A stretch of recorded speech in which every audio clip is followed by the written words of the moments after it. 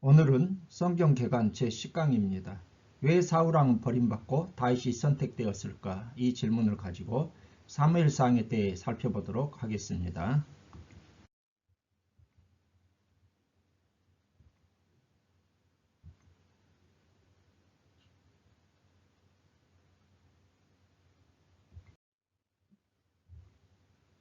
먼저 구약성경의 시대 구분 및 내용에 대해서 한번 살펴보겠습니다.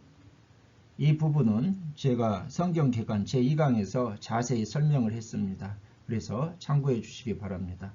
특별히 구약성경은 창조시대, 족장시대, 출애굽시대, 광야시대, 정복시대, 사사시대, 왕정시대, 포로시대, 포로귀환시대 이렇게 구성되어 있고요.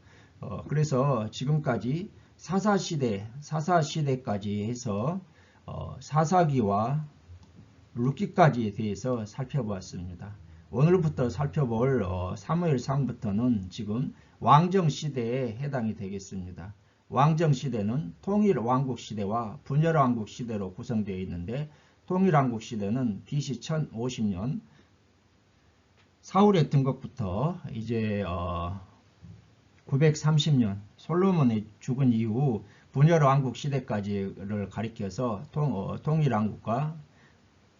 통일왕국이라고 하는데 이때 해당되는 것이 사무엘상 사무엘, 사울, 다윗에 해당되고 다윗과 솔로몬 시대에 해당되는 것이 사무엘하, 열왕기상 1장부터 11장 그리고 이때 시편, 역대상, 아가, 잠언, 전도사가 해당되죠. 그리고 분열왕국 시대는 BC 930년부터 586년까지 솔로몬 이후 남북 분열왕국 시대 이야기입니다. 이때 해당되는 것이 열왕기상 12장부터 22장, 열왕기하, 대하, 역대상, 역대하가 해당되고요. 그리고 이때 이제 선지자들이 활동을 하는데 오바다, 요엘, 요나, 아모스, 호세야, 미가, 이사야, 나움, 스바냐, 하박국, 에레미야, 예가로 이렇게 구성되겠습니다.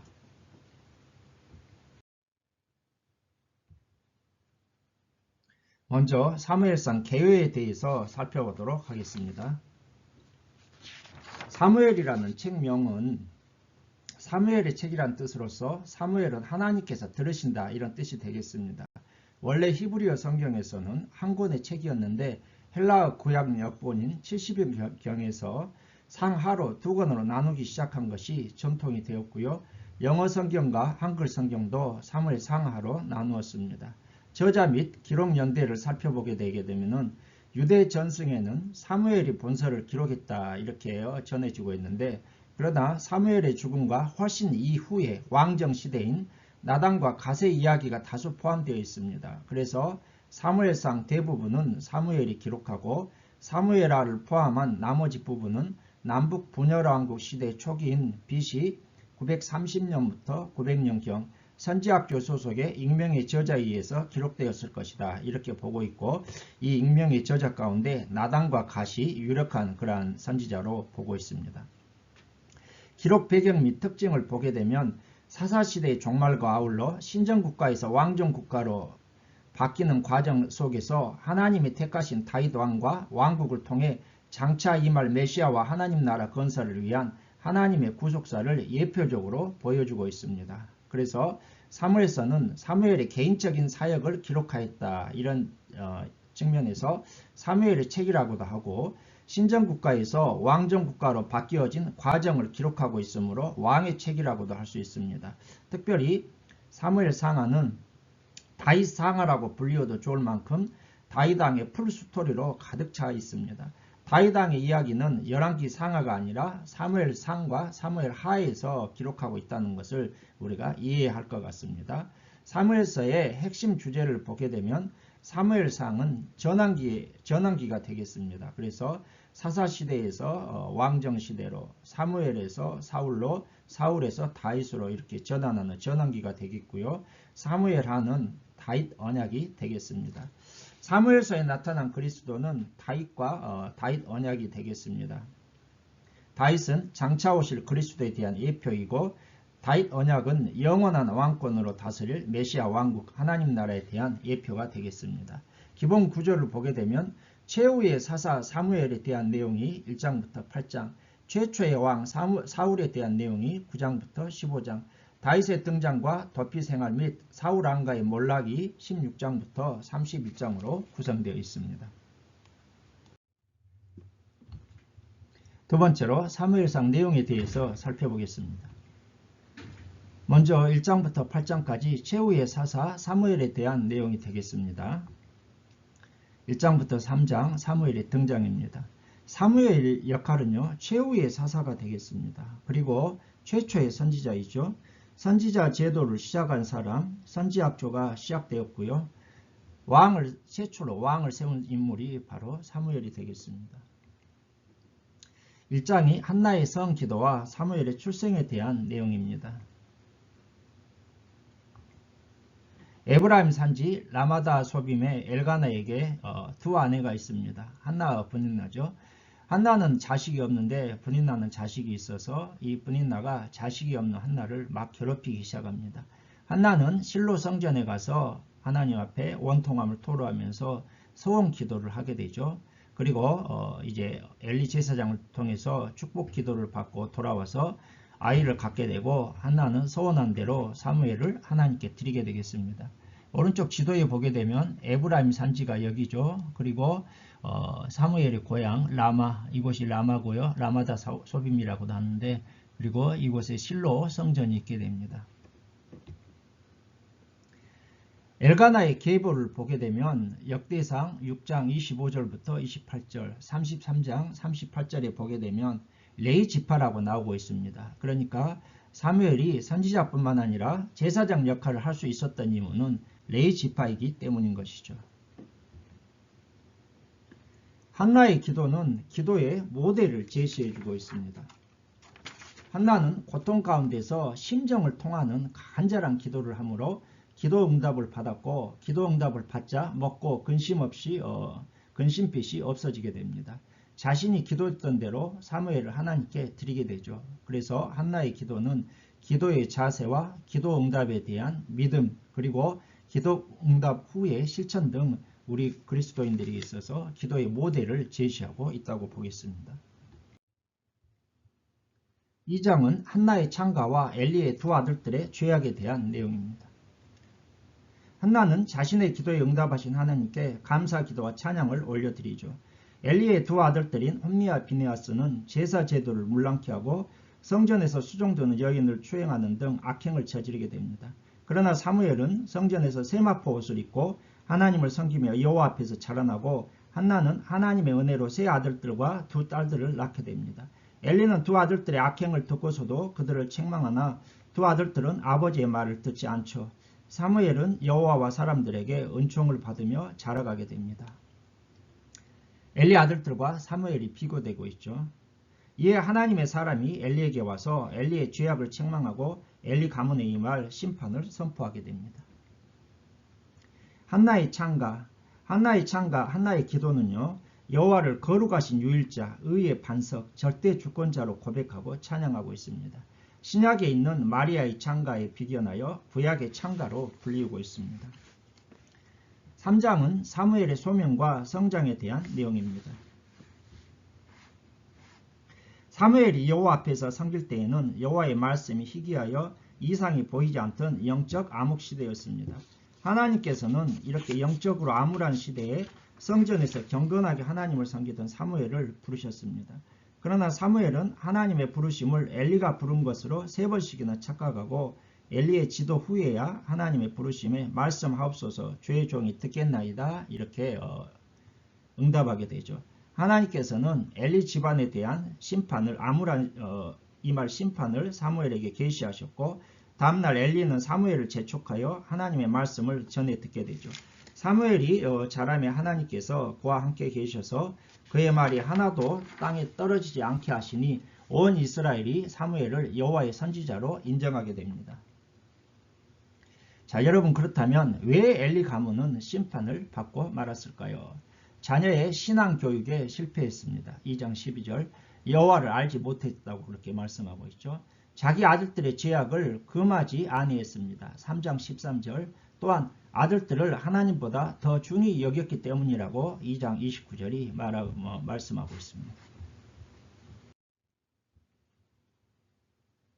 이제 4장부터 8장을 통해서 사무엘의 사역에 대해서 한번 같이 살펴보도록 하겠습니다. 4장은 이스라엘의 패배와 엘리 가문의 몰락에 대한 내용이 되겠습니다. 이스라엘의 패배를 살펴볼까요? 블레셋까지 쳐들어오자 이스라엘은 에베네셀에 진을 쳤고 블레셋은 아벡에 진을 쳤습니다. 오른쪽 지도에서 보게 되면 여기가 아벡이고요. 그리고 여기가 에베네셀, 이스라엘이 진이 되겠습니다. 첫 번째 전투에서 이스라엘이 전쟁에 패해서 4,000명이 죽게 되죠. 이로 인해서 실로에 있는 하나님의 법궤를 가져다 싸우게 됩니다. 여기가 실로이죠. 실로이고 에베네셀에서 실로까지는 약 여기가 이 거리가 38km 정도 된다고 합니다. 그러니까 이곳에 있는 실로에서 법궤를 가져다 싸우게 됩니다. 그러나 위기의식을 느낀 블레셋이 더욱 맹렬히 싸워 이스라엘은 전쟁에서 패배하여 법궤를 빼앗기고 엘리의 법궤를 빼앗기고 엘리의 두 아들은 전사를 하고 맙니다. 엘리 가문의 몰록을 볼까요? 패전 소식을 들은 엘리가 의자에서 넘어져서 목이 부러져 죽게 되고요. 며느리가 해산하다가 죽으며 이가봇 하나님의 영광이 이스라엘에서 떠나갔다 이렇게 부르면서 죽어가게 되죠. 이것은 2장 31절부터 34절에 있는 하나님의 심판이 그러한 성취라고 할 수 있게 됩니다. 할 수 있죠. 자, 여러분, 그러면 왜 이스라엘은 전쟁에서 패배하고 법궤를 빼앗기고 말았을까요? 먼저 이스라엘의 죄악에 대한 하나님의 심판이 되겠습니다. 그리고 하나님에 대한 진정한 믿음과 회개 없이 마치 언약궤를 우상과 같이 부적처럼 주술적으로 이용했기 때문입니다. 형식적인 신앙, 지식적인 신앙, 부적신앙이라고 볼 수 있습니다. 그러나 하나님께서는 나중에 블레셋을 징계하시고 하나님이 유일한 참 신임을 드러내신 것이죠.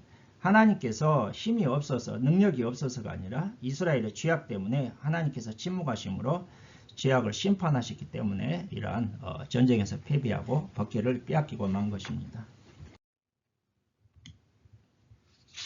자, 이제 5장을 통해서 블레셋에서의 법궤 이동과 하나님의 징벌에 대한 내용이 되겠습니다. 오른쪽 지도를 보게 되면 가장 먼저 한번 볼까요? 실로에 있기 이전에는 베델레이라는 법궤가 있었습니다. 사사기 20장 27절. 그리고 이 실로에 있던 이 법궤가 이제 에베네셀 전투회로 이렇게 옮겨가게 되죠.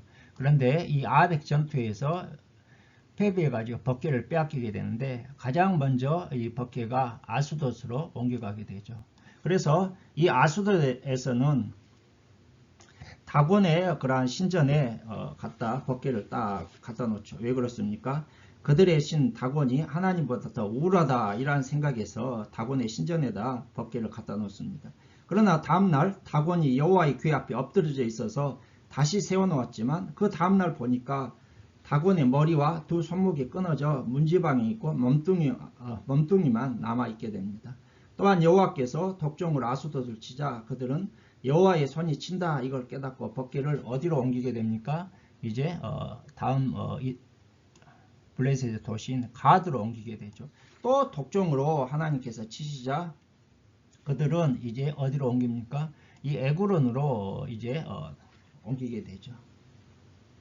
그리고 에그론 사람들은 겁이 나가지고 안 되겠다 하고서 법궤를 이제 돌려보내기로 결정하게 됩니다. 그리고 나서 이 법궤가 어디로 갑니까? 또 나중에 살펴보겠지만 베스메스로 가게 되고 이 베스메스에서 나중에 기란 여라임으로 가고 그리고 나중에 다윗에 의해서 예루살렘으로 이제 옮겨가게 되는 그러한 내용이 되겠습니다. 자, 여러분, 왜 하나님은 블레셋을 징계하셨을까요? 하나님이 참 신이심을 스스로 선포하시고 블레셋인들에게서 영광을 받기 위해서이죠.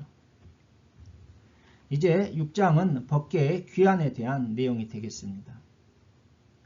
블레셋인들은 법궤가 블레셋에 있은 지 7달 만에 블레셋인들은 금 독종 형상 5과 금지 형상 5을 만들어 하나님께 속건 제물로 드리고 새 수레를 만들어 멍에 매지 아니한 젖나는 소 2마리로 하여금 몰게 하고 송아지들을 떼어 집으로 돌려보내는 방식으로 법궤를 이스라엘로 돌려보내기로 결정합니다.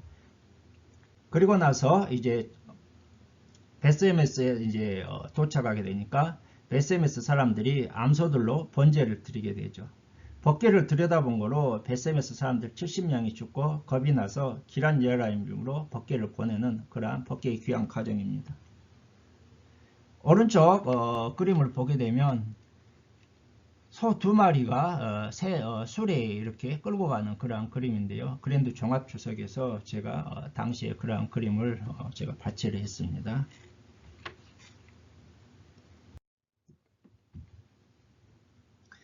자, 여러분, 그렇다면 왜 블레셋인들은 수레에 법궤를 싣고 적대지 않는 암소 2마리로 끌게 했을까요?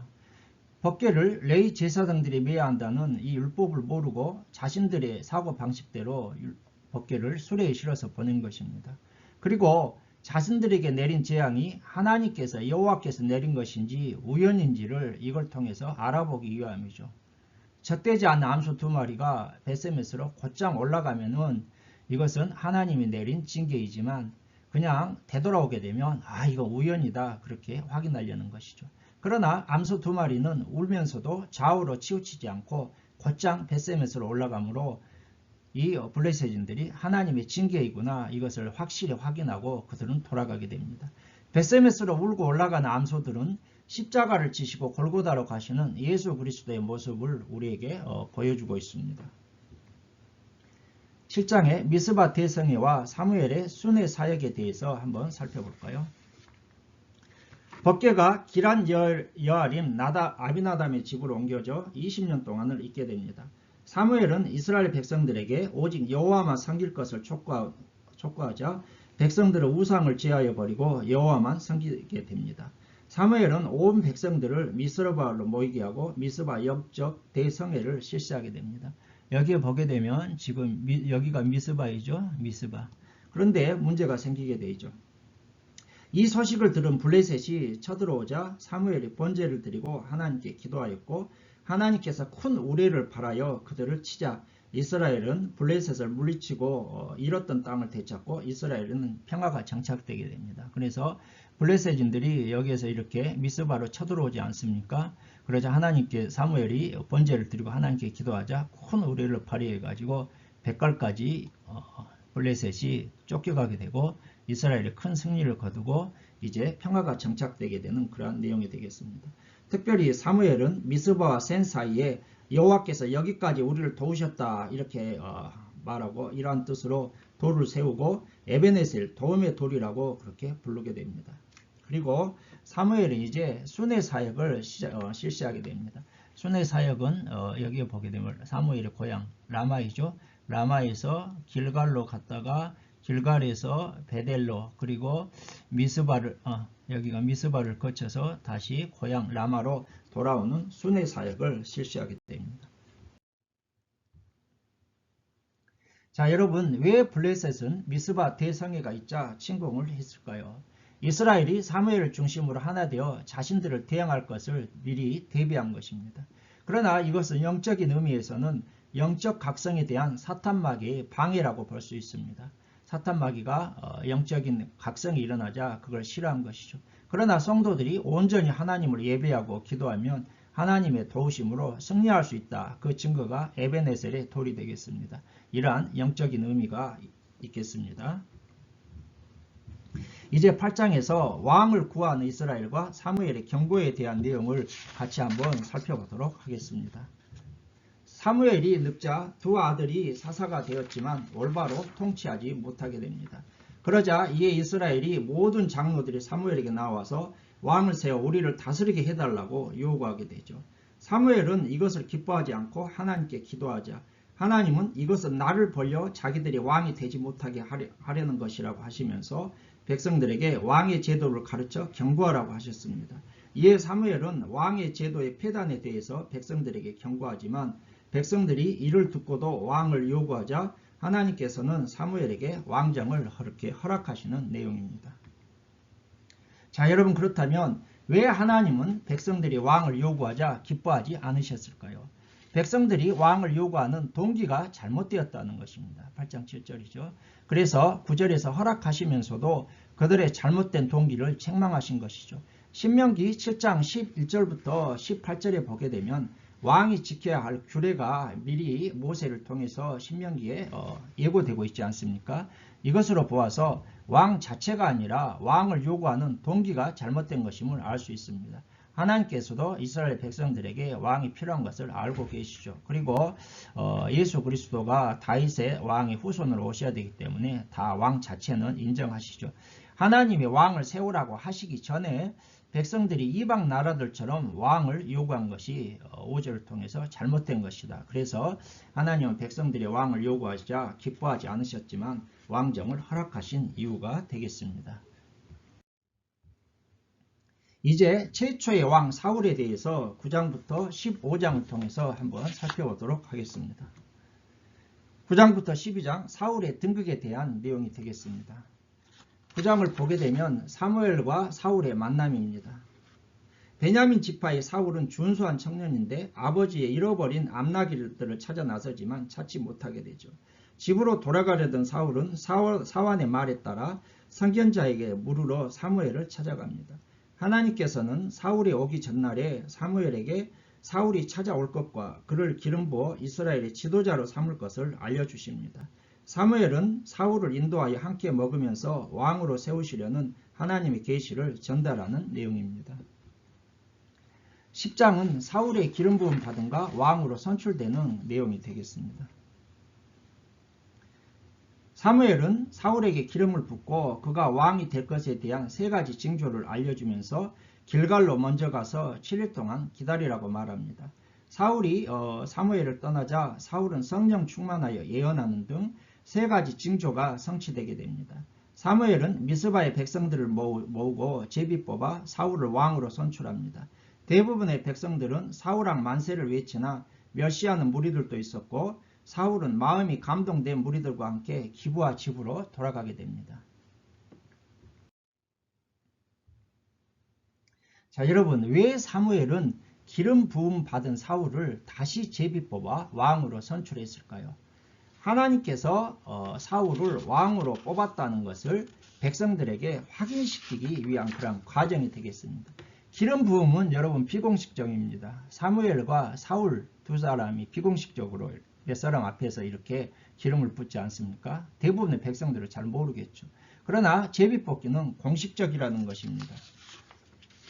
모든 백성들 앞에서 제비 뽑은 것이죠. 자, 그런데 여러분 우리가 한번 생각해 볼 것이 왜 기름 부어서 이제 사울을 왕으로 선택했는데 만약 제비 뽑기를 해서 사울이 뽑히지 않으면 어떻게 됩니까? 기름 부은 그것이 다 그냥 무용지물이 되고 말 것이 아니에요.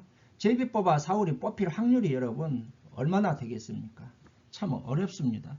12지파 중에서 베냐민 지파가 뽑혀야 되고 베냐민의 아들들 중에서 이제 기스가 뽑혀야 되고 기스의 아들들 중에서 또 이렇게 사울이 뽑혀야 됩니다. 그러니까 제비 뽑아서 사울이 뽑힐 확률이 굉장히 희박하죠. 만약 제비 뽑아서 사울이 뽑히지 않으면 문제가 생기는 거죠. 그런데 제비 뽑으니까 사울이 뽑혔습니다. 왜요? 하나님이 하신 일이라는 것입니다. 잠언 16장 33절 제비는 사람이 뽑으나 모든 일은 작정하기는 여호와께로 있느니라 이란 말씀이 있고요. 그 다음에 권력 다툼을 방지하기 위한 그러한 목적이 있겠습니다. 잠언 18장 18절 제비 뽑는 것은 다툼을 그치게 하여 강한 자 사이에 해결하느니라. 그러니까 이스라엘의 양대 지파 축이 에브라임 지파하고 유다 지파입니다. 가장 강한 지파이죠. 만약 왕을 뽑읍시다 하게 되면 서로 에브라임 지파는 또 유다 지파는 우리 지파에서 왕이 되어야 된다고 서로 권력 다툼을 할 거 아닙니까? 그래서 권력 다툼을 방지하기 위해서 베냐민 막내 지파 제비를 뽑았고 베냐민 막내 지파인 사울이 왕으로 뽑히게 됩니다. 이렇게 함에도 불구하고 일부 무리는 사울을 왕으로 인정하지 않지 않습니까? 이러한 이유에서 사무엘은 기름 부음 받은 사울을 다시 제비 뽑아 왕으로 선출한 것입니다. 사울의 첫 승리와 즉위식에 대해서 살펴보겠습니다. 어느 오른쪽 지도에 이제 있는데요. 암몬 족속이 길르앗 야베스를 공격하게 됩니다. 오른쪽 여기가 암몬이죠. 이 암몬 족속이 길르앗 야베스, 이곳이 길르앗 야베스인데요. 이것을 공격하게 됩니다. 길르앗 야베스는 처음에는 암몬 나하스 왕에게 화친을 청하면서 그렇게 했지만 암몬 나하스 왕이 화친을 받아들이지 않자 이스라엘 전체에 그러한 사람을 보내서 우리를 구원할 사람이 있는지 한번 확인해 보겠다. 그리고 우리를 구원할 가망이 없으면 당신의 종이 되겠소. 그렇게 얘기를 하죠. 그러자 기브아에 있던 이 사울에게 하나님의 영이 임했고 사울이 떨치고 일어나서 베색에서 이스라엘 전 군대를 소집하게 됩니다. 그리고 이제 길르앗에 사람을 보내서 우리가 내일 이맘때쯤 당신들을 구원하겠소 하고 사울이 모인 군대를 세 대로 나누어서 길르앗 야베스를 쳐서 암몬 군대를 이제 쳐서 공격하고 길르앗 야베스를 구원하게 됩니다. 그리고 길갈에 와서 이제 즉위식을 거행하는 그러한 내용이 되겠습니다. 사울 왕의 즉위식의 의미가 무엇일까요? 지도력을 인정받았다는 것입니다.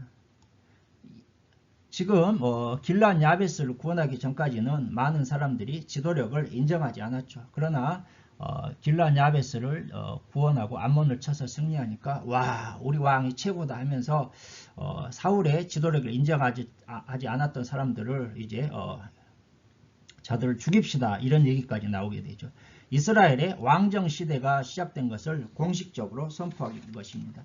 그 이전까지는 사울이 왕으로 뽑히기는 했지만은 사사처럼 자신의 고향 기브아에 거하면서 그렇게 있었던데 이제 이 즉위식을 통해서 사울이 진정한 이스라엘의 왕정의 시대가 시작된 것을 공식적으로 그렇게 선포하는 의미가 있겠습니다.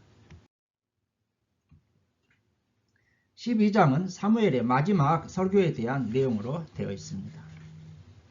사사시대 신정 체제가 끝나고 왕정시대가 시작되는 시점에서 사무엘은 고별 설교를 하게 되죠. 사무엘은 자신이 사사직을 사심없이 성실하게 수행해 왔음을 백성들에게 알리고 하나님의 은혜에도 불구하고 왕만을 요구한 이스라엘의 불신앙을 책망합니다. 왕이 있어도 그러나 하나님의 말씀을 순종하지 않으면 징벌을 면치 못할 것이다 이렇게 경고를 하고 사무엘은 백성들의 죄를 깨닫게 하기 위해서 우리아 비를 구했고 하나님께서 우리아 비를 내리시자 백성들이 두려워하며 왕을 구한 행위를 회개합니다. 이에 사무엘은 자신은 너희를 위해 기도하기를 싫은 죄를 범하지 않고 의로운 길을 가르치겠다면서 백성들에게 마음을 다해 여호와만 섬길 것을 권면하는 그러한 내용입니다. 자, 여러분, 그러면 여기서 23절에 기도하기를 싫은 죄란 무엇일까요? 나는 너희를 위하여 기도하기를 싫은 죄를 여호와 앞에 결단코 범하지 아니하겠다. 그래서 많은 사람들이 잘못해서 기도하기를 싫은 것이 죄다 이렇게 이해하게 되는데, 그런데 여러분 여기서 너희를 위하여 기도하기를 쉰다는 것은요 중보기도입니다. 중보기도. 그래서 이것은 무슨 뜻이냐면 백성들을 위해서 지금까지 기도해 왔던 것처럼 계속 기도하겠다는 사무엘의 의지의 표현이고요. 백성들을 향한 중보기도를 쉬지 않겠다 그러한 의미가 되겠습니다. 이제 13장과 15장의 사울의 불순종과 하나님의 심판 선고에 대한 내용이 되겠습니다. 13장 사울의 망령된 제사이죠. 사울은 40세 왕이 된 지 2년 만에 3,000명의 상비군을 조직하여 국방력을 강화하죠. 요나단이 블레셋의 수비대를 공격한 후 길갈에서 군사를 소집하나 백성들은 우세한 블레셋의 군사력에 겁을 먹고 뿔뿔이 흩어진 채 두려움에 떨게 됩니다. 이렇게 위급한 상황에서 사울은 사무엘을 일주일 동안 기다려도 사무엘이 길갈로 오지 않자 그는 더 이상 기다리지 못하고 번제를 드리게 됩니다. 번제를 막 드리고 나자 사무엘이 도착해서 사울 왕에게 당신이 망령된 행동을 했다고 책망하며 사울이 버림받고 하나님의 마음에 맞는 다른 사람이 지도자가 될 것이라는 하나님의 심판을 1차적으로 선고합니다. 사무엘이 떠나간 후에 사울은 칼과 창도 가지지 못하는 600명의 빈약한 군사를 이끌고 블레셋 군대와 싸우게 되는 내용이 되겠습니다. 자, 여러분, 그렇다면 왜 사울은 망령된 제사를 행하고 말았을까요? 블레셋의 침공과 백성들이 흩어지는 다급한 상황 속에서 사무엘을 7일 동안 기다렸으나 오지 않자 그만 제사를 드리고 말죠. 끝까지 인내하지 못한 것입니다. 그러나 이것은 하나님을 의지하지 않고 인간의 힘을 의지하려는 인본주의적인 사고방식과 사울왕의 교만에 대해서 14절을 보게 되면 사울왕의 교만이 망령된 제사를 드린 것으로 나타났다고 그렇게 볼 수가 있겠습니다. 자, 여러분, 그러면 이때 당시 왜 이스라엘 군대는 칼과 창이 없었을까요? 칼과 창도 없는 600명의 빈약한 군사를 이끌고 블레셋 군대와 사울이 싸우게 되는 것이죠. 당시 이스라엘에는 여러분 철공 기술자가 없었어요. 왜? 블레셋은 히타이트족, 해족속이라고 하는데 이 히타이트족이 세계사를 보게 되면 가장 먼저 철 기술을 이렇게 시작했잖아요. 블레셋은 이 해양 민족이기 때문에 히타이트족으로부터 일찍이 철기 문화를 받아들였습니다. 그리고 또 블레셋에 견제가 있었어요. 히브리 사람이 칼이나 창을 만들까 두려워해서 철공 대장장이들을 이스라엘이 두는 것을 블레셋이 금지했습니다. 그리고 농기구, 이 농기구는 철제 농기구죠. 이 농기구가 묻어지면 자신들에게 와서 돈을 내고 다시 날카롭게 벼리어 가게 한 것입니다. 왜? 경제적으로도 계속 종속시키고 군사적으로도 칼과 창을 만들지 못하도록 견제할 수 있지 않습니까? 그러면 이스라엘이 칼과 창도 없이 전쟁에 출전했는데 이스라엘이 가진 무기는 뭐였을까요? 청동기 무기라고 우리가 생각해 볼 수 있습니다. 청동기 무기는 뭐 철제에 비해서 완전히 빈약하니까 이건 허락했겠죠. 그리고 철제 농기구를 가지고 출전했을 것입니다. 삽이나 괭이나 쇠수랑 도끼, 채찍과 같은 것들, 이런 농기구들을 가지고 출전한 것이죠. 14장이 요나단의 믿음과 이스라엘의 승리에 대한 내용입니다. 예, 오른쪽 지도고요. 블레셋과의 전쟁에서 이스라엘은 너무나 열세에 있었습니다. 그러나 요나단이 하나님을 의지하는 믿음으로 병기를 든 소년과 함께 적진으로 나아가서 적군 20명을 쳐서 쓰러뜨리자 적군은 큰 혼란, 떨림에 빠지게 됩니다. 이에 사울은 백성을 이끌고 전장으로 나아갔고 블레셋 군대에 편성되어 있던 히브리 사람들이 블레셋을 공격하므로 블레셋 군대는 자중질환에 빠지게 되죠. 진영을 이탈했던 히브리 사람들도 사울과 합세하여 이스라엘의 큰 승리를 거두게 됩니다. 그러나 전투를 마무리하는 시점에서 사울은 금식령을 선포하는 망령된 맹세를 하므로 백성들은 지쳐서 좋은 전가를 올리지 못하였고 지팡이의 끝에 꿀을 찍어 먹은 요나단은 사울의 맹세를 위반한 것이 되어 죽임을 당할 공경에 처하지만 백성들이 요나단을 구원하여 죽지 않게 합니다. 전쟁이 끝난 후 사울은 제2기간 동안 여러 차례 승리를 거두고 사울 지방 각에 대한 계보가 소개되고 있습니다. 이거 오른쪽 지도가 믹마스 전투도인데요. 블레셋의 진, 블레셋들이 이거 믹마스에 진을 치게 되고 그 다음에 이스라엘은 이 게바 근처 가까운 곳에 진을 치게 되죠. 그래서 이제 제일 처음에 열세에 있었지만 사울의 아들 요나단이 블레셋 여기 나아가서 적군 20명을 쳐서 무너뜨리고 그리고 다시 이제 전세가 역전되어서 블레셋 군들이 베다온 근처까지 쫓겨가게 되고 이스라엘이 이렇게 승리하는 그러한 내용이 되겠습니다. 이제 15장 굉장히 중요하죠. 사울의 불순종과 2차 심판 선고에 대한 내용이 되겠습니다. 아말렉을 쳐서 진멸하라는 하나님의 명령을 받은 사울은 아말렉을 쳐서 승리하나 좋은 것은 남기고 가치 없고 하찮은 것만 진멸하게 됩니다. 하나님은 사무엘에게 사울을 버릴 것을 말씀하시자 사무엘은 밤새 근심하면서 아침 일찍 사울을 만나러 갔는데 사울이 자신을 위하여 기념비를 세울러 길갈로 내려갔다 이 소식을 듣고 길갈로 가게 되죠. 사무엘은 불완전한 순종을 한 사울을 책망하고 비굴한 변명을 하는 사울에게 하나님의 심판을 전하게 됩니다.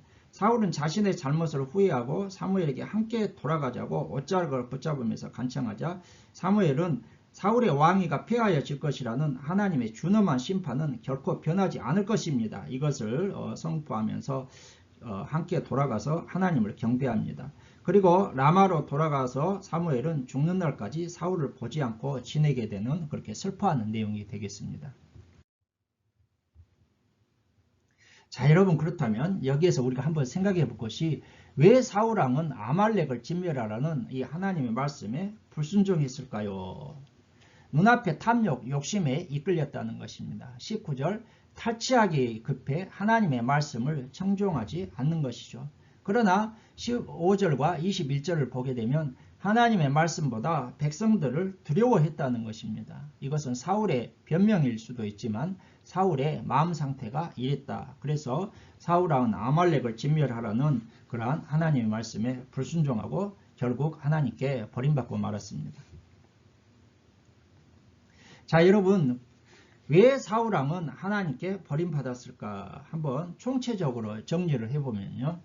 하나님의 명령을 지키지 않았습니다.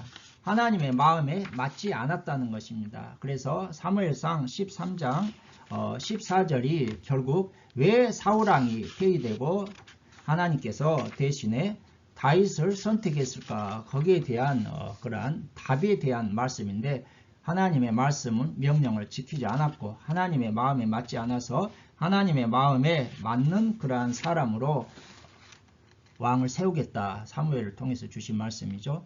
사울왕이 여호와의 말씀을 버렸다는 것입니다. 23절 왕이 여호와의 말씀을 버렸으므로 여호와께서도 왕을 버려 왕이 되지 못하게 하실 것이다. 그리고 순종보다 제사를 우선했습니다. 22절 순종이 제사보다 낫고 듣는 것이 순양의 기름보다 낫다고 하셨습니다. 이건 뭘입니까? 본질보다 사울은 형식적인 신앙을 추구했다는 것입니다. 그러니까 하나님을 진정으로 섬기는 것보다 자신의 그러한 보여주기식 형식적인 신앙을 추구한 것입니다. 하나님이 주신 회개의 기회를 살리지 못했습니다. 망령된 번제 사건을 이때 1차 심판이 경고되었죠. 이후에 마지막 기회로 아말렉 진멸 사건까지 많은 시간과 기회를 하나님이 주셨지만 회개치 않았습니다. 하나님은 바로 죄를 지어도 심판하시지 않고 회개를 주신 후 심판하시는데 이 사울은 하나님이 주신 이러한 심판의 기회를 회개의 기회를 다 날려버리고 말았다는 것입니다. 이제 마지막으로 다윗의 등장과 도피 생활 및 사울왕가의 몰락에 대해서 16장부터 31장을 통해서 한번 살펴보도록 하겠습니다. 기름 부음 받은 다윗에 대한 내용이 16장부터 17장이 되겠습니다. 다윗이 기름 부음 받고 사울의 악사가 됩니다. 16장이죠. 슬퍼하며 지내던 사무엘은 하나님의 명령에 따라 왕을 세우기 위해 베들레헴으로 갑니다. 그리고 이새와 아들들을 제사에 청하게 되죠.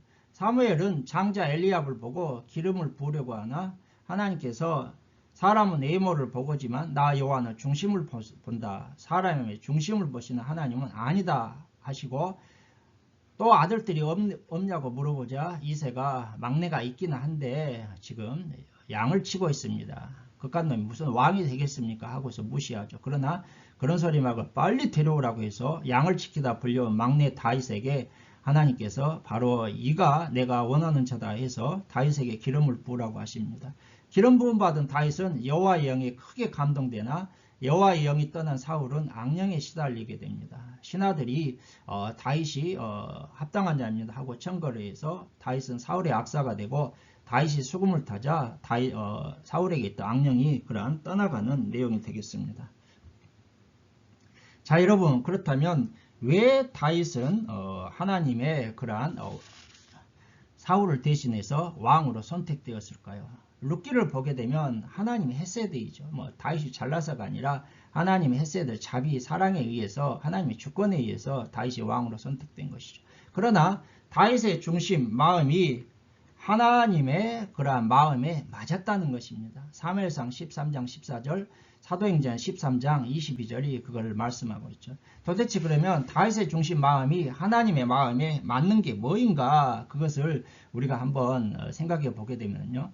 하나님의 영광을 위해 골리앗과 싸우는 그러한 장면을 보게 되면 사울왕을 비롯해서 모든 사람들이 하나님이 그렇게 모욕을 받아도 골리앗을 무서워해서 싸우러 나가지를 않잖아요. 그런데 다윗은 아버지 심부름으로 전쟁에 갔다가 골리앗이 하나님을 모독하는 말을 듣고 의분이 나와가지고 이것저것 생각하지도 않고 하나님의 영광을 위해서 싸우러 가는 그러한 모습을 보게 되면 바로 다윗이 얼마나 하나님을 사랑하는가 그걸 알 수가 있고요.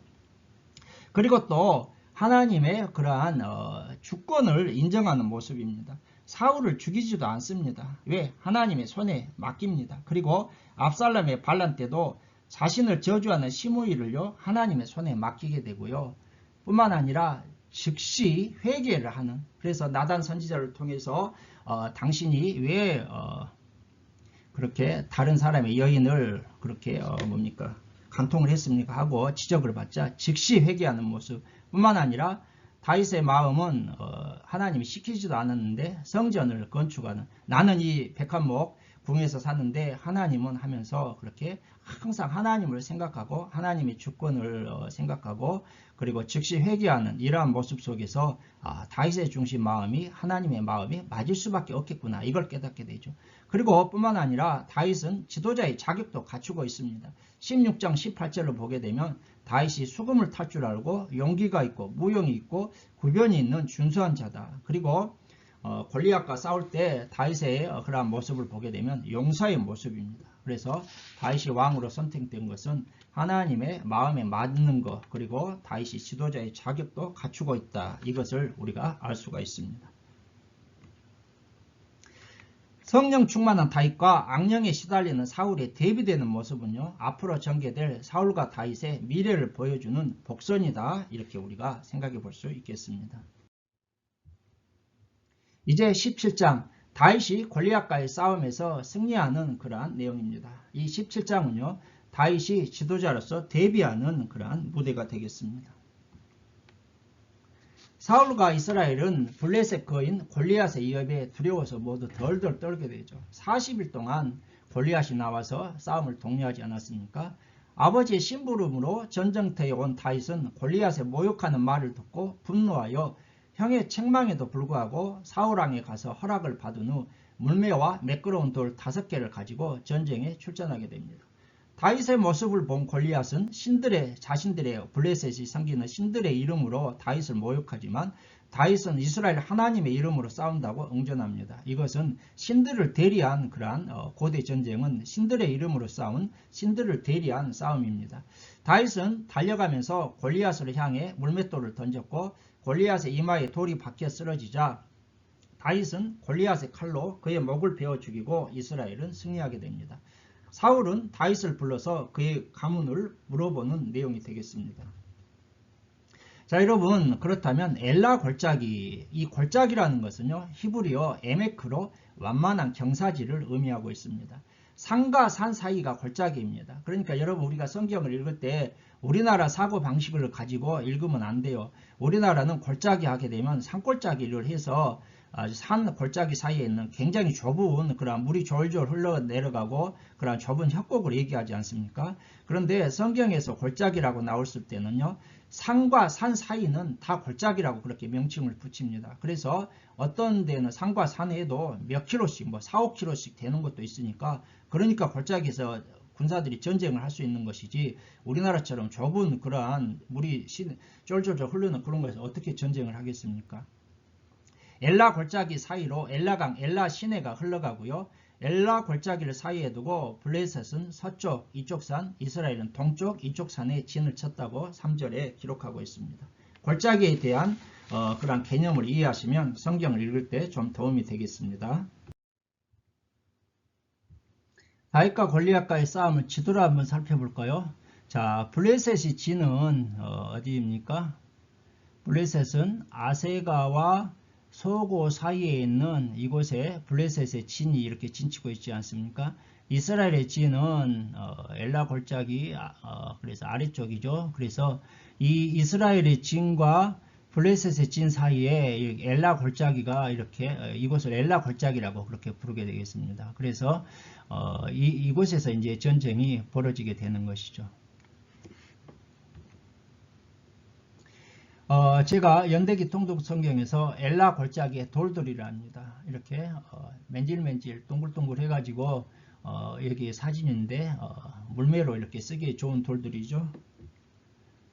여러분, 물매와 물맷돌에 대한 이 사진입니다. 그래서 물매라는 것은요, 여러분 여기 이렇게 이게 지금 물매 그림 모형인데 한쪽은 끝은 이렇게 고리가 있어가지고 손가락에 끼울 수 있습니다. 그리고 한쪽 끝은요 뭉터가게 돼가지고 이렇게 같이 해서 이렇게 잡게 되죠. 그리고 이 가운데에 이 돌인데 이 돌을 여기다 이렇게 끼워가지고 이제 이걸 잡고 뱅뱅 돌리다가 한쪽 끝을 놓아버리면 이 뱅뱅 돌아가는 이 돌이 원심력에 의해서 날아가서 골리앗의 이마를 맞추는 그러한 내용이 되겠습니다. 물매와 물맷돌의 그림을 한번 보시게 되면 좋겠습니다. 자, 여러분, 그렇다면 왜 사울은 다윗을 알아보지 못했을까요? 다윗은 이미 사울의 악사였잖아요. 골리앗과 출전하기 전 사울왕 앞에서 출전을 허락받기 위해 면담까지 했습니다. 그런데도 사울은 군사령관 아브넬에게 다윗이 누구의 아들이냐고 묻고 있고요. 승리하고 돌아온 다윗을 향하여 또 누구의 아들이냐고 묻고 있습니다. 사울이 다윗을 알아보지 못한 것 아닌가 이런 생각을 해볼 수 있죠. 왜 그랬을까요? 다윗이 부정기적으로 악사 일을 했다는 것입니다. 15절을 보게 되면 다윗이 사울에게로 왕래하며 아버지의 양을 쳤다고 기록되어 있습니다. 그러니까 다윗이 사울과 함께 계속 있는 것이 아니라 부정기적으로 왔다 갔다 하면서 악사 일을 했고요. 주로 사울이 악령이 들었을 때 다윗이 수금을 탔다고 23절이 말씀하고 있습니다. 그래서 부정기적으로 왔다 갔다 하고 또 사울이 악령이 들었을 때 연락이 오게 되면 가서 다윗이 수금을 타서 쫓아내주고 또 왔기 때문에 잘 못 알아본 거 아닌가 이런 생각을 해보게 되고 또 제가 한번 생각해 봤는데 전쟁터에서 마주친 다윗이 악사 다윗인지를 미처 몰라본 것입니다. 다급한 상황에서 사울도 아마 제정신이 아니었을 것이죠. 너무 의외의 상황에서 마주치면 우리가 못 알아볼 수도 있지 않습니까? 그런데 여러분 이것 말고 누구의 아들이냐 이렇게 물어본 것은요. 다윗 개인보다는 다윗의 가문을 물어본 것일 수 있다는 것입니다. 이미 골리앗을 죽인 자는 25절에서 왕이 많은 재물로 부하게 하고 왕의 사위로 삼고 그의 아버지의 집을 세금을 면제해 주겠다고 사울왕이 공표했잖아요. 그래서 다윗이 골리앗을 죽이면 자신의 말대로 시행해야 하기에 누구의 가문인지를 물어보라고 한 것입니다. 정치적인 판단이 들어있는 그러한 질문인 것이죠. 이제 사위의 가문, 자신의 정치적 입지에 대한 영향, 특히 사무엘을 통해서 자신을 패하고 다른 사람을 왕으로 삼겠다는 사실을 통보받았기에 사울은 그 이후로부터 계속 관심 있게 살펴보고 있었을 것입니다. 마침 다윗이 나타나가지고 당당하게 골리앗과 싸우겠다고 골리앗을 물리치고 오니까 저 녀석이 이제 사위도 될 것이고 도대체 저 녀석이 나를 견제하고 나를 해하고 왕이 될 만한 그런 가문인가 이러한 입장에서 정치적인 이유에서 누구의 아들인가 물어보았다. 저는 이런 생각을 해보게 되었습니다. 왜 다윗은 골리앗과의 싸움에서 승리했을까요? 다윗이 평상시에 실력을 준비했다는 것입니다. 34절에서 36절을 보게 되면 여러분 이 물매라는 것은요. 아까 사진에서도 봤지만 당시 호신용과 전투용 무기였습니다. 그래서 사사기 20장 16절에 보게 되면 베냐민 지파에 700명의 물매 부대가 있었습니다. 다윗은 이미 용맹스러운 전사였다는 것입니다. 16절, 18절을 보게 되면 수금을 탈 줄 알고 용기와 무용, 구변이 있는 준수한 자라고 그렇게 평가받지 않습니까? 사울 왕에게도 자신이 양들을 치면서 곰과 사자와 싸워서 쳐 죽였다고 말합니다. 이게 어떻게 용사지 일반 뭡니까? 소년입니까? 이때 당시 다윗의 나이는 자세히 알 수는 없지만 대개 한 19세에서 20세의 청년이었습니다.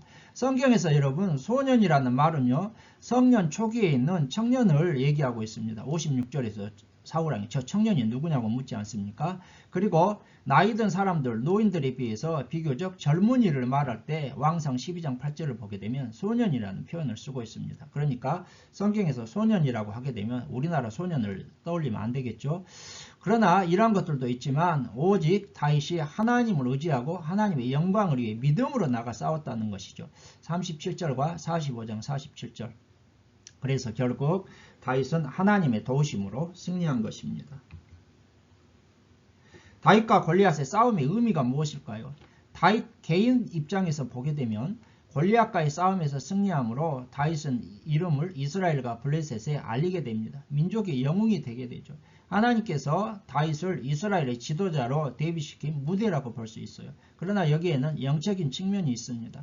하나님 나라와 세상 나라의 싸움을 이 다윗과 골리앗이라는 이 두 싸움을 통해서 우리에게 보여주고 있습니다. 그래서 성경의 기술을 보게 되면요, 다윗과 골리앗의 전투 과정과 결과보다도 두 사람이 출전을 앞두고 벌이는 영적인 측면에 강조점을 두어서 자세히 기록하지 않습니까? 이 이유가 무엇입니까? 바로 이 다윗과 골리앗의 싸움은 하나님 나라와 세상 나라의 싸움, 이것을 우리에게 보여주는 영적인 측면이 있다는 것이죠. 사울의 핍박에 대해서 18장과 20장에 대해서 살펴보도록 하겠습니다. 요나단과 다윗의 우정 및 사울의 시기가 18장에 기록되어 있습니다. 요나단과 다윗은 마음이 하나 되어 서로 언약을 맺고 우정을 나누게 되죠. 다윗은 가는 곳마다 지혜롭게 행하여 사울이 군대 장관을 삼았고 백성들에게까지 인정을 받습니다. 그런데 돌아오는 길에 사울은 천천히요 다윗은 만만이라는 이 노래를 듣고 사울이 매우 불쾌해하면서 저것은 다윗이 왕이 된다는 것이 아닌가, 이때부터 이제 속이 확 뒤집어지게 되죠. 그리고 창을 던져가지고 다윗을 죽이려고 하고 또 천부장으로 삼아서 자기 곁을 떠나게 합니다. 사울은 사위 삼는다는 것을 핑계삼아 다윗을 블레셋과의 전쟁에서 죽게 하길 원했으나 다윗은 승리하고 미갈과 결혼하게 됩니다.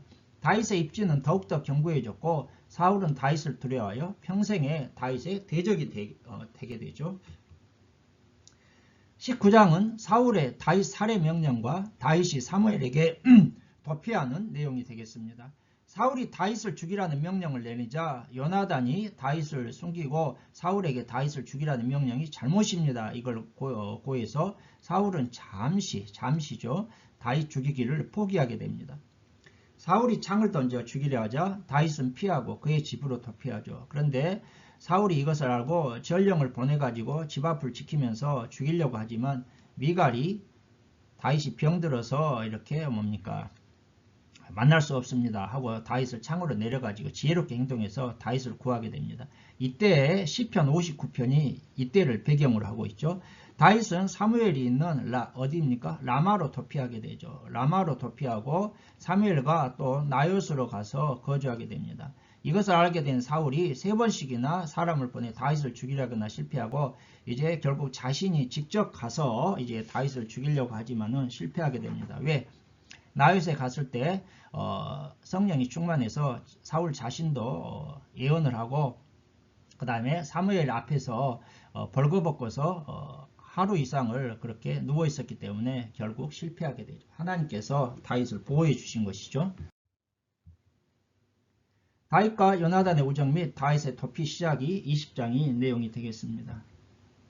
다윗이 나요스에서 요나단에게 가 자신의 급박한 사정을 호소합니다. 그러자 요나단은 너희가 죽지 않겠다, 내가 아버지에게 다시 한번 얘기해 보겠다. 다윗과 언약을 또 맺죠.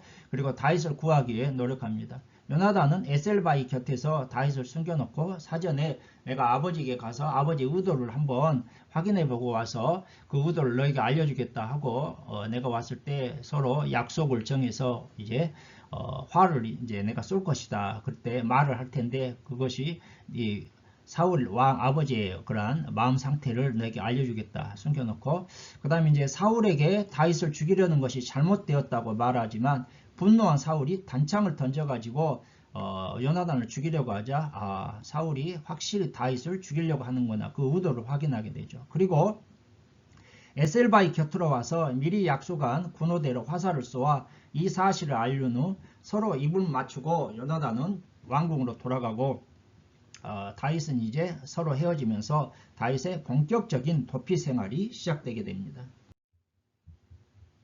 다윗의 도피 생활이 21장부터 27장의 내용이 되겠습니다.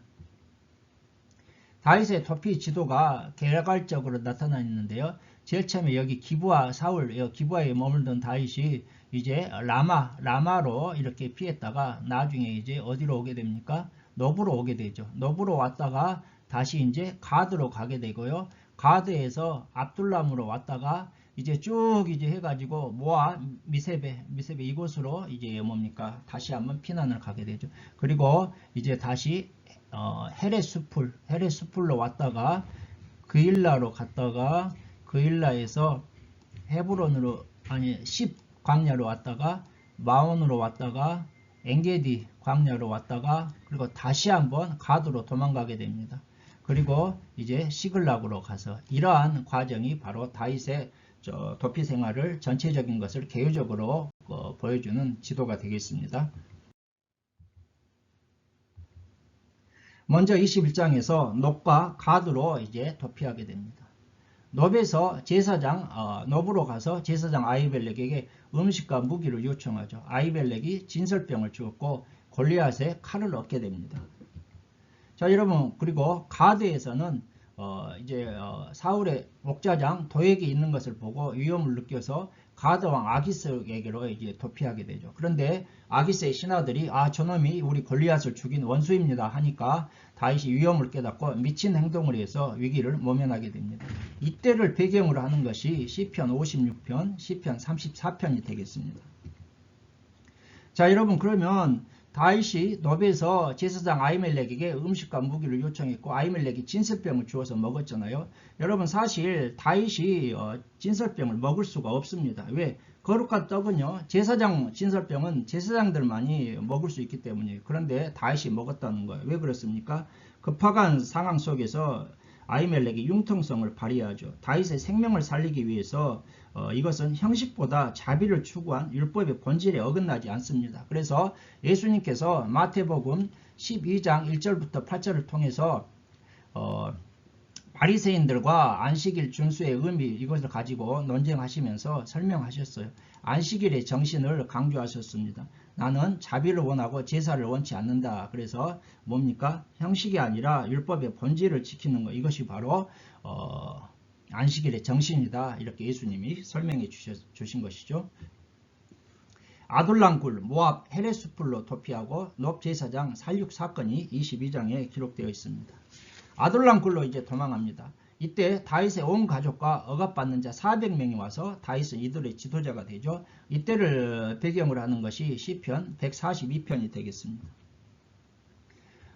위에 있는 이 그림이요. 다윗이 숨어 지낸 아둘람굴이랍니다. 아둘람굴의 모습을 연대기 통동에서 찍어 놓은 것 제가 발췌했습니다. 모압으로 가게 됩니다. 다윗은 모압 미스베로 가서 모압 왕에게 부모를 의탁하고 자신은 광야 요새에 있게 됩니다. 이때 선지자 갓이 찾아와서 유다 땅으로 가라 이렇게 말하게 되죠. 역대상 12장 8절부터 18절 이때 다윗에게 온 자들의 명단 다윗이 광야 요새에 있을 때 온 자들의 명단이 기록되어 있습니다. 유다 헤레스풀로 이제 가게 되죠. 그러자 다윗이 나타났던 소식을 듣고 사울이 신하들을 책망하자 도액이 아히멜렉이 다윗을 도운 일 그때 도액이 있어가지고 다윗이 놀래가지고 가드로 도망가지 않았습니까? 이걸 고에 바칩니다. 이때 이걸 배경으로 하는 것이 시편 52편이고요. 그러자 사울이 도액을 보내가지고 놉 제사장을 학살하고 놉에 있는 백성들을 모두 다 죽여버리게 됩니다. 아주 잔혹한 그러한 일이 벌어지게 되죠. 얼마나 잔혹합니까? 나머지 그러한 사람들은 제사장을 죽이라고 하니까 이스라엘 그러한 신하들은 싫어해서 안 하는데 도액은 이제 이방인이니까 자기가 나서가지고 놉 제사장 85명과 백성들을 다 학살해버리죠. 그러자 아히멜렉의 아들 아비아달이 용케도 살아서 다윗에게 도피해서 함께 거하게 됩니다.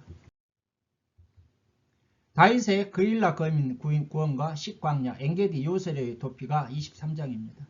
그일라 거민을 구원하게 되죠. 그런데 그일라 거민을 구원해서 또 그일라 거민들이 사울왕에게 고에 바치니까 하나님께 기도해서 떠나 광야 요새와 식광야에 머무르게 됩니다. 이때를 배경으로 하는 것이 시편 63편이죠. 식광야에서도 계속해서 10사람들의 고발로 사울이 다윗을 추격합니다. 이때 식광야에 있을 때가 배경이 시편 54편이고요. 요나단이 방문해서 다윗을 격려하고 다윗이 이제 붙잡히려는 위기 속에 있었는데 식광야 수풀에서 전령이 블레셋이 진공 사실을 보고하니까 사울이 할 수 없이 다윗 잡는 쫓겨가는 걸 포기하고 돌아가죠. 하나님께서 다윗을 보호하신 급박한 상황에서 다윗이 붙잡히려고 하니까 보호하신 것이죠. 다윗이 엔게디 광야 동굴에서 사울을 살려주게 됩니다. 24장이죠. 엔게디 동굴의 사진인데요. 여기에 보면 굴이 있죠. 그리고 이런 데도 굴이 있고요. 엔게디 동굴에 굴이 많다고 합니다. 이때 엔게디 동굴에서 사울을 이제 다윗이 살려주게 되는데, 사울이 군사 또 3천을 이끌고 와서 뒤를 보러 굴에 들어가죠. 다윗은 그 아내가 있었는데 옆에 있던 부하들이 좋은 기회입니다. 죽여버립시다 하니까 안 된다. 기름 부은 왕을 죽일 수 없다 하고 겉 옷자락만 살짝 베어가지고 이제 베게 되죠. 사울이 굴에서 나간 후 다윗은 왕의 옷자락을 보여주면서 나는 무지하다. 내가 당신 죽이지 않고 하나님의 심판에 맡기겠다고 말하죠. 사울은 다윗을 칭찬하면서 돌아가고 다윗은 다시 요새로 올라가게 됩니다. 이때를 배경으로 하는 것이 시편 57편 108편 1절에서 5절. 다윗이 사울을 피하여 불에 있던 때 이러한 시편의 내용이 되겠습니다. 사무엘의 죽음 및 나발과 아비가일 사건이 25장입니다. 사무엘이 죽자 온 이스라엘이 슬퍼했고 다윗은 바람 광야로 내려갑니다. 마온의 부자 나발이 양털 깎는 소식을 듣고 부하들을 보내 도움을 요청합니다. 양털 깎는 것은 축제이기 때문에 축제가 벌어져서 다윗이 내가 당신들 해하지 않고 지켜주었으니까 우리들에게 좀 먹을 것 좀 주시오 하고 도움을 요청하러 보낸 것이죠. 나발이 그러나 다윗의 부하들은 모욕하자 그리고 부하들이 돌아오자 다윗은 군사를 이끌고 보복하러 갑니다. 나발의 아내 아비가일이 이 소식을 듣고 급히 음식을 장만하여 다윗을 만나러 가고 아비가일로부터 그런 간청을 들은 다윗은 감동하여 보복을 중지하게 되죠. 집에 돌아온 아비가일로부터 이 소식을 들은 나발은 놀래가지고 시름시름 앓다가 열흘 후에 죽게 됩니다. 다윗은 아비가일을 아내로 맞이하고 이스라엘 아히노함을 또 아내로 맞이하고 사울은 다윗의 아내인 미갈을 라이스의 아들 발디에게 시집보내버립니다. 여러분, 나발과 아비가일, 나발은 어리석은 자라는 뜻이죠. 아비가일은 나의 아버지가 기뻐하신다는 뜻입니다. 나발은 자신과 집안을 멸망으로 이끌 뻔합니다. 왜? 은혜를 대응망덕하기, 은혜를 잊어버리니까. 그러나 지혜로운 아비가일은 가정을 구원하고 다윗의 아내가 되죠. 다윗이 식광야에서 사울을 두 번째로 살려주게 되는 것이 26장 내용입니다. 사울이 3,000명을 이끌고 하길라산 길가에 진을 칩니다. 이 3,000명이라는 것은요, 여러분 대단합니다. 블레셋과 전쟁할 때 다윗의 상비군이 3,000명이지 않습니까? 그런데 이 3,000명을 다윗을 죽이는데 동원하죠. 얼마나 사울이 다윗을 죽이기에 혈안이 돼 있는가를 알 수가 있습니다. 다윗이 아비새와 함께 밤중에 사울의 진에 내려가 보니까 가관이에요. 사울이 가장 가운데에 있어서 잠을 자고 있고 나머지 모든 군사들도 삥 둘러서 진을 쳤는데 다윗이 가도 모르고 세상 모르고 깊은 잠에 빠져 있죠. 그러자 아비새가 내가 단번에 죽이겠다고 하자 다윗이 기름 부은 자를 죽이지 말라 하고서 사울의 창과 물병만을 가지고 옵니다. 그리고 다윗이 산꼭대기에서 사울의 창을 보여주면서 나는 당신을 죽일 기회가 있었지만 죽이지 않습니다. 자신의 무죄함을 항변하죠. 사울은 자신의 잘못을 뉘우치고 다윗을 축복하고 이제 궁으로 돌아가게 되죠. 자, 여러분, 왜 다윗은 사울을 두 번씩이나 살려주었을까요? 여호와의 기름 부음 받은 자를 자신이 손으로 해치는 죄를 범하지 않고 하나님의 심판에 맡기기 위함입니다. 하나님의 주권을 인정하는 것이죠. 그 결과 사울로부터 뭡니까? 축복을 받게 되죠. 그리고 그 사울은 하나님의 심판으로 죽게 됩니다. 우리 성도들이 악한 원수와 싸워서 승리하는 법을 이렇게 보여주고 있습니다. 로마서 12장 19절에서 20절은 원수의 머리에 숯불을 이렇게 쌓아두라고 하지 않습니까? 하나님의 심판에 맡기라는 것이죠. 다윗의 블레셋 2차 망명이 27장입니다. 다윗은 사울의 손에 붙잡혀 죽을 것이라는 생각에 함께하는 자 600명과 함께 다시 가드왕 아기스에게로 다시 망명을 하게 되죠. 2차 망명이에요. 그리고 시글락성을 얻어가지고 거주하게 됩니다. 시글락성. 역대상 12장 1절에서 7절을 보게 되면 이때 시글락성에 있을 때 와서 도운 용사들의 명단이 나오고요. 다윗은 유다 남방 아말렉을 치고 거짓으로 유다를 쳤다 이렇게 보고하니까 아기스가 이제 다윗이 사울에게 완전히 버림을 받았구나 하고 신임을 받게 되죠. 사울의 멸망이 28장부터 31장입니다. 사울과 엔돌의 신접한 여인 사건을 살펴보겠습니다. 블레셋이 이스라엘을 치려고 하자 아기스가 다윗에게 참전을 요청하죠. 블레셋이 수넴에 진치자 사울은 길보아 산에 진쳤지만 사울은 극심한 두려움에 빠집니다. 그리고 여호와께 물어봐도 침묵하시자 자신이 내쫓았던 신접한 여인에게 물으려고 하죠. 신하들이 엔돌의 신접한 여인을 추천해주자 변장하고 밤에 엔돌의 신접한 여인에게 찾아가 신접한 여인이 불러올린 사무엘의 영에게 도움을 요청합니다. 그러나 이 사무엘의 영은 하나님의 심판을 선포하죠. 사울은 두려움에 쓰러지고 여인이 차려준 음식을 먹고 돌아가게 됩니다. 자, 여러분, 엔돌의 신접한 여인 사건 참 해석하기 난해한 구절인데요. 저는 한번 이렇게 정리해 보았습니다. 신접한 여인이란 히브리어에서는 귀신을 다스리는 자, 귀신에게 묻는 자란 뜻으로 초혼술, 죽은 사람의 영혼을 불러들이는 초혼술, 이교적 사술이죠.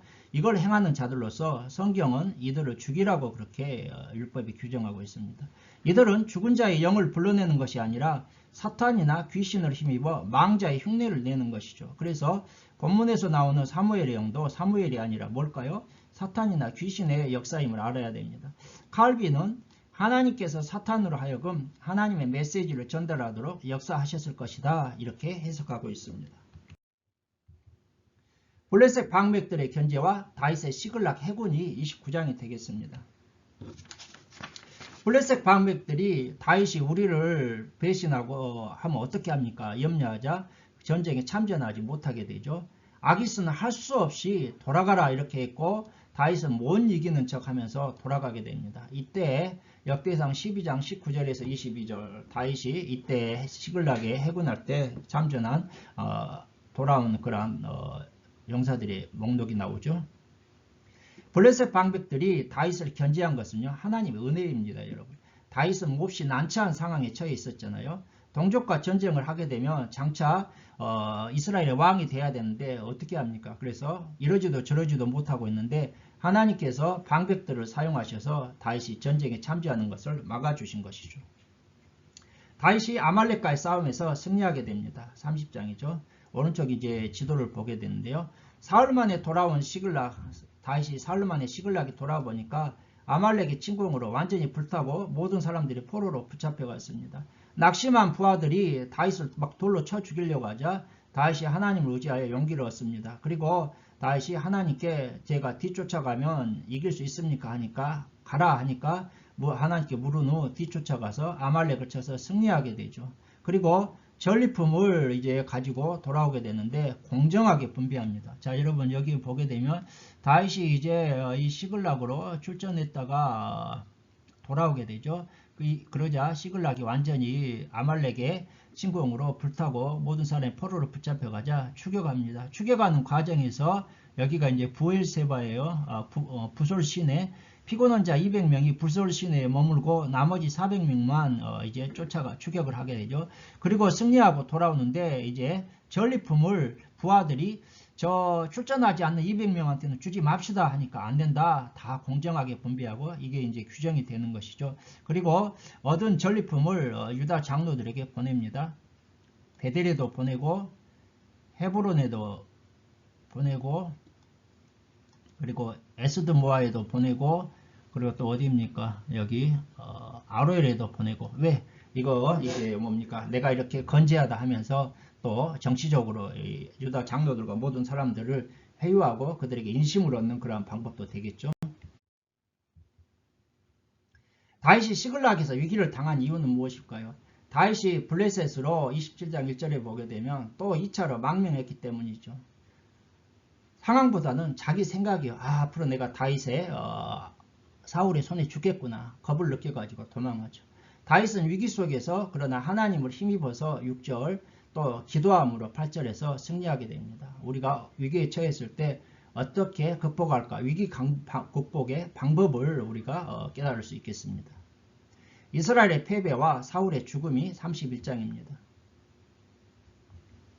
자, 여러분, 이스라엘이 이제 패하고 사울과 세 아들이 죽게 되죠. 자, 그래서 여기 수넴 지역 지도를 보게 되면요, 수넴 지역에 블레셋의 진이 있죠. 그리고 이 이스라엘의 진은 이 이스라엘 남쪽 길보아산 가까운 이스라엘의 진이 있고요.